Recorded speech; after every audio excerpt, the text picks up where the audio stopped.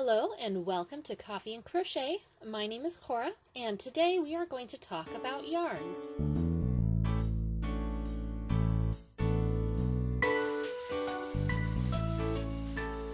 Now if you're new to the world of yarn, there's a few important things that you need to know before you go and start purchasing. First and foremost is just that all yarns are not created equal.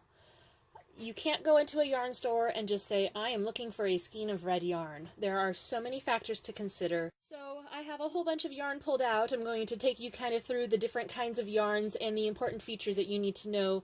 And Miss Keiko is apparently going to help us today. Pardon the cat interruption. We'll see how long she'll stay down. I give it about 45 seconds after I remove my hand from her. So, there are three really important factors that you need to be looking for when you are choosing yarn for a project. The first is the weight of the yarn. The second is the composition of the yarn. And then the third is actually the texture of the yarn. Now there are other things that you need to consider as well, obviously, like the amount of yarn that you're going to need, and we'll get into those in a moment. But first I want to talk to you about yarn weight. So no, yarn weight isn't putting a skein of yarn on the scale and going, oh, this weighs X amount. Told you she'd be back up. Of weight. Now, actually for you, on most labels, it will tell you how many grams or how many ounces it weighs, but that is really not going to help you when it comes to projects. It's more just kind of a interesting tidbit. And once more, removing the obnoxious ornery kitty. What I am talking about when it comes to weight is actually the bulkiness of the yarn itself. Just like with cats, some cats are thin, some cats are fat. This one happens to be my thin cat. She's a whopping 5 pounds. My fat cat is currently on the floor eating. He's 15. Still cats, but very different sizes, and the same is true with yarn. All right, old lady, seriously. The joys of crocheting with cats, just one of the many privileges. So, I am talking about the actual thickness of the yarn itself, and that is determined by how many strands of yarn the yarn is made up of. So if you take your yarn and you untwist it, you will actually see there's a bunch of little strands. Now this is a worsted weight, which is a very versatile weight yarn. It's probably one I use the most, and it's a 4-ply. Get that out of the way so you've got a nice background there. It's a 4-ply yarn, so it has 4 single strands of yarn wrapped up into every big strand of yarn. There are other yarns that are 4-ply that aren't going to be that thick, and that's where that whole weight comes into play. The good news is labeling has become fairly standardized among most brands of yarn, so it is going to tell you what you are looking at as far as the yarn goes. So, this one right here has a nice little, see if I can get that in focus, a nice little picture of a ball of yarn with the number 4 and says it's a medium weight yarn. Again, my favorite to use, incredibly versatile, works for most projects unless you're trying to make something really lacy or delicate. This is really a great size, especially when you're first starting. It's just simple, easy to use. So let me grab another example here. This is also a worsted weight yarn. It actually tells you right there, worsted. And then here again, here's your nice little ball of yarn picture with the number 4. Most yarns these days, not so much the really specialty yarns, but most of your yarns that you'll find at your typical craft store are going to have that emblem somewhere on the label to tell you what it is. I'll grab one more. This one's in a little different place. So this one's on the side, but again, size 4, medium weight yarn. So this is another worsted weight, even if you don't see that anywhere else on the packaging.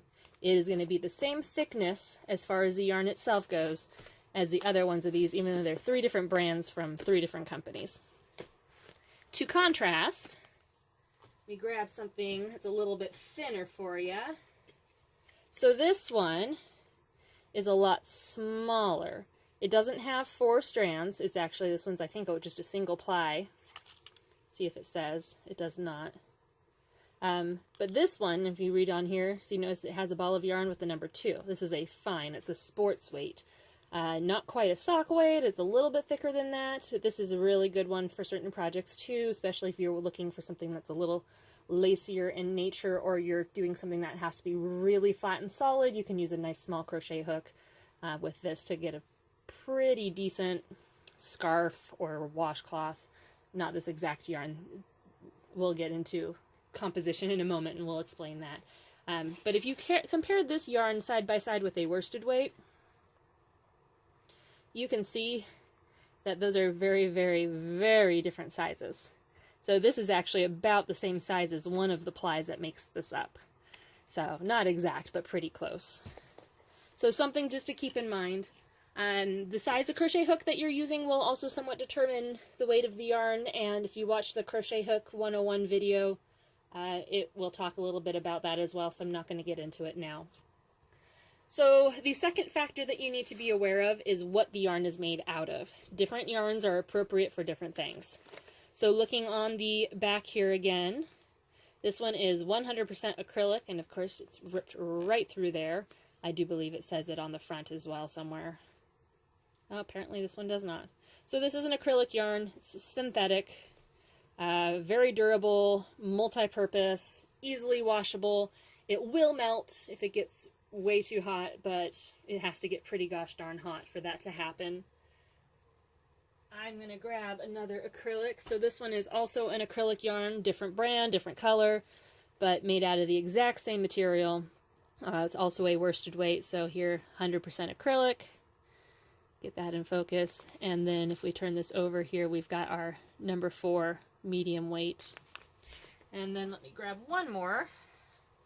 Here we go. This one is also, oh, keep going, 100% acrylic, number 4 medium weight. And here's your little washing machine. It does say don't iron, otherwise it will melt. So all of these, same kind of yarn, even though they look dramatically different. So again, acrylic worsted weight is a fabulous place to start. It's also not too expensive of a yarn, so it is a great thing to start with. Oh, this one is also an acrylic, just to show a little difference.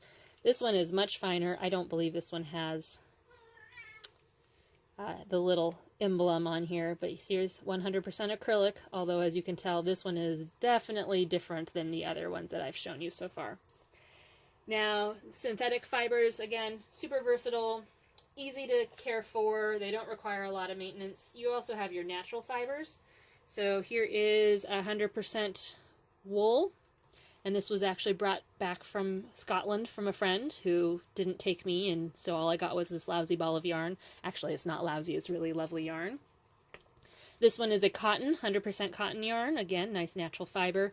Cotton is really good if you're doing things like washcloths, pot holders, scrubbies, anything like that that needs, that's going to really be worn and washed a lot. So super great for those kinds of things. It doesn't have a lot of give to it, which makes for a nice tight cloth, but also does make it challenging for some other projects that you would work with where you need a little bit of give, especially clothing. Here I've got my silk yarns. Silk, super fun to work with, super soft. But obviously very delicate. This is not something that you're going to be putting in the washing machine, as it specifies right there, hand wash. So I very much highly recommend not using silk if you're doing something like a washcloth or a pot holder. These are actually all silk, so just again, so you can see how different the same material can be. I would use these 3 things for very, very different projects, even though they're made all out of silk.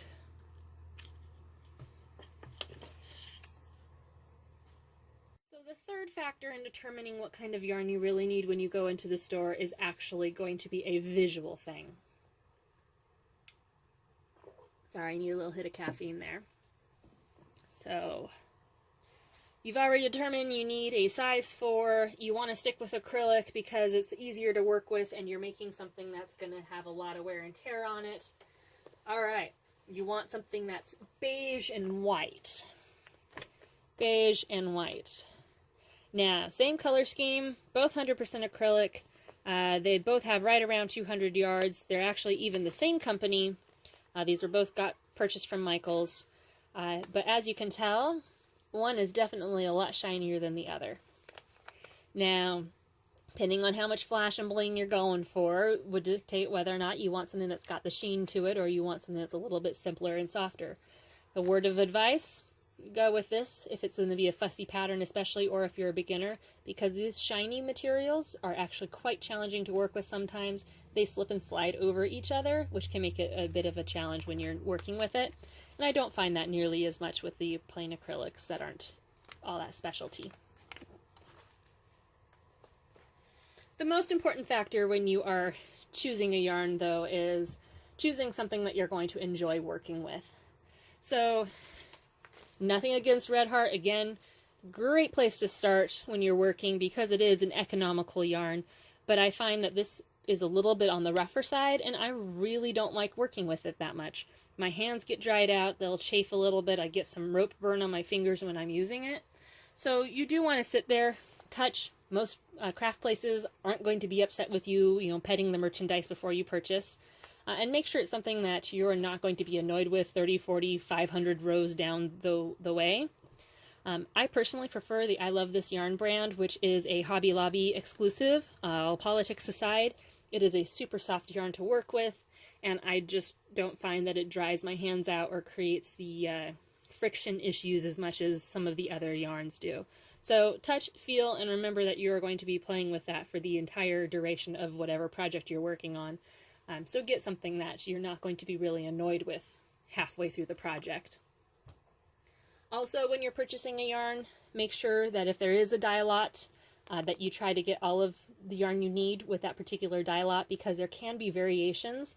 Black is not black. Black comes in a variety of shades as well. Not all yarns do have dye lot, so those ones you don't need to worry about. But if it does have a dye lot, make sure you're paying attention and you get enough yarn for your project the first time, or you might notice a small variation halfway through. I also want to briefly talk about some specialty yarn. The worsted weight, again, is a great place to start, but when you go into that yarn shop, there are going to be all sorts of glitz and glams and sparkles and things that'll catch your eye. First of all, I would like to put a stop to the ugly rumor that's been circulating around the internet lately that you should only buy yarn if you have a specific project in mind for that. That is negative talk, and we do not need that kind of negativity in our lives. If you see something and you can afford it, and it doesn't matter if you have a specific use for it, go for it, buy it. There is nothing wrong with hoarding yarn. You never know when down the road something's going to come up. Especially if you find a good bargain. So I bought a whole bunch of this stuff. This is called Ascot, and I found this at the dollar store, so how could I resist? Now, got myself into a little bit of trouble there. This Ascot, while it does have a picture of a crochet hook on the back, is actually not the easiest to crochet. So I ended up having to knit this to get the texture I was looking for, but it did turn out pretty cool. But this was completely on a whim. You can see this one's actually a super bulky because it's really, really wide. It's like this ribbon here. And it was kind of fun to work with, but also a little frustrating. So that's just one of the specialty yarns. You can often find the ruffle yarn at the dollar stores as well, because it was so popular for so long and it's lost a little bit of popularity. But it's got this cool, fun lattice that you can work with. Again, this one tends to work up a little bit better if you knit versus crochet, although it can be done. And then we have kind of some other just really random kinds of yarn. So this one is called Whirligig, and if you look at it, these rows actually go round and around and around, kind of like a double helix in your DNA there. So another fun one. This would be very interesting to work up. These kinds of specialty yarns really do make great scarves. They also make excellent hats, fun fluff on things. This one, if it would make a really cool stuffed animal, if you were making a stuffed animal in blue. Here's one. This one's called Funky Fringe, and it's a very, very thin string with these little squares. And then my personal favorites when it comes to specialty yarn are the eyelash yarns, or Fun Fur is the brand of most of them. And they have these really long, floofy pieces, and they come in a variety of colors. This one has sparkles. This one's actually eyelash wrapped with some pom-pom stuff in it, making all sorts of fun colors. So these are really great to play with. When you are first starting, though, I do recommend staying away from these, because as cool and fun as they look, they are actually also a little challenging to use. Here's another one that's got some metallics in there, because all these little pieces like to snag on each other and catch and tangle. And when you're already frustrated by learning your crochet, adding difficulty to it is really not the best thing. Here's another one. I do consider this a specialty yarn. Very, very popular. This is called Homespun, and it comes in a huge variety of colors. excellent for making fluffy scarves and hats because it is super soft as well, so it's nice to use that. But it's another one that, especially when I'm crocheting, I find it tangles on itself really well. It snags. It's not the easiest to work with as a beginner, so hold off on that for a little while if you're just beginning. So as you can see, a lot of choices. I hope you have a fun time shopping, get some cool, exciting things. Like I said, most importantly, it's something that you should be excited to work with. So if you find something that you like, I am giving you full permission to go and buy it. And even if you're not going to use it now, down the road, you'll have a fantastic project on your hands. Please tune in next time when we talk about crochet hooks.